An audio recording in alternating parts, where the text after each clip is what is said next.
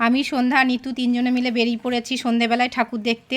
তো আমরা প্রথমে চলে এসেছি কালনা গেটে ঠাকুর দেখব বলে। কালনা গেটে এসে দেখছি ঠাকুরটা বেশ ভালোই করেছে, প্যান্ডেলটাও সুন্দর করেছে। এদিকে নিতু প্রণাম করছে, সন্ধ্যাও প্রণাম করছে। আর আমার তো কাজ হচ্ছে ভিডিও করার, তো আমিও একটু প্রণাম করে নিলাম ঠাকুরকে।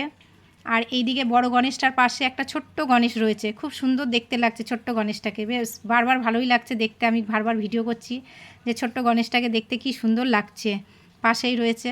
তো আমরা কালনা গেটে ঠাকুর দেখে আমরা পীরপুকুরের দিকে আসার সময় আর একটা ঠাকুর হয়েছে মাঝখানে, সেইখানে ঢুকলাম প্যান্ডেলে।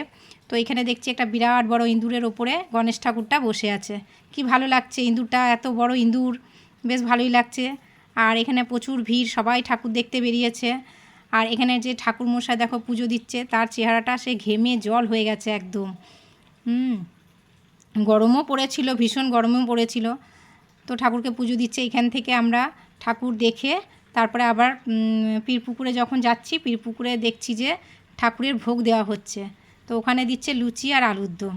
তো আমরাই বা বাদ যাই কেন, সবাই তো লাইন দিয়ে ভোগ নিচ্ছে, তো আমরা কেন বাদ যাবো, আমরাও লাইনে দাঁড়িয়ে পড়লাম তিনজনে মিলে।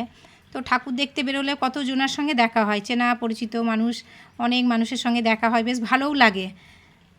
তো অনেক যাদের সঙ্গে মানে দেখাও হয় না তাদের সঙ্গেও দেখা হয়ে যায়, তো বেশ ভালোই লাগছে। লাইনে দাঁড়িয়ে আছি, আমরা গল্প করতে করতে এগিয়ে যাচ্ছি। সবাই সবাই লুচি আলুর দম নিচ্ছে, দুটো করে লুচি দিচ্ছে আর দুটো করে আলু দিচ্ছে।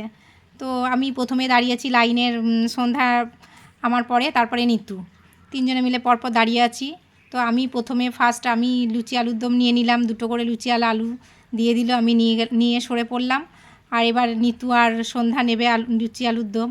তো ভালোই লাগছে, আরও কত মানুষের সঙ্গে দেখা হলো, এটাও একটা আনন্দের ব্যাপার যে পুজোর সময় সবার সঙ্গে দেখা হয়ে যায়, বেশ আনন্দই লাগে, বেশ মজা করেই কাটালাম।